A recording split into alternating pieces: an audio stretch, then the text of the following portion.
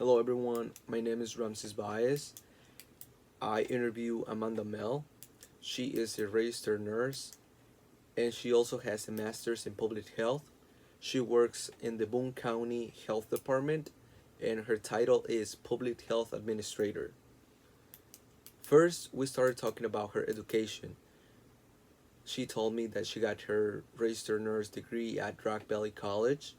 Then she moved to Chicago and UIC where she got her master's degree. So she's an alumni from UIC.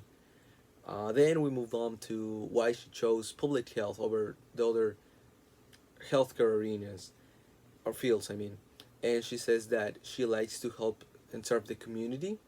She also mentioned that she chose working at a community level because she feels like it's easier to get things done at the community level than it is to get at the state level or even at the federal level.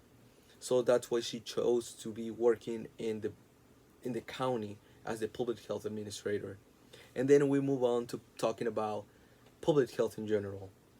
The three main takeaways from this interview were that she said that I need to think critically in order to be part of the public health field. She says that there's no right or wrong answer. She says that they work under a lot of pressure. So knowing how to learn how to think critically is part of the job. Another thing she says that learning from our mistakes is another big part of working in public health because the public health arena is an ever-changing field, so you need to adapt and learn from the mistakes that you did in the past so you don't make them in the future. And lastly, she mentioned that education is a key to be successful, not just in the medical field or the public health field, in just any field. She says that it is important to stay educated and continue with training throughout my future life or career.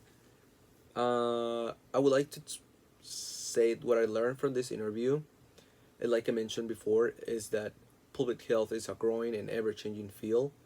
There's no always right or wrong answer. You must to adapt to the new challenges, such as the case of COVID-19, something that nobody was expecting it.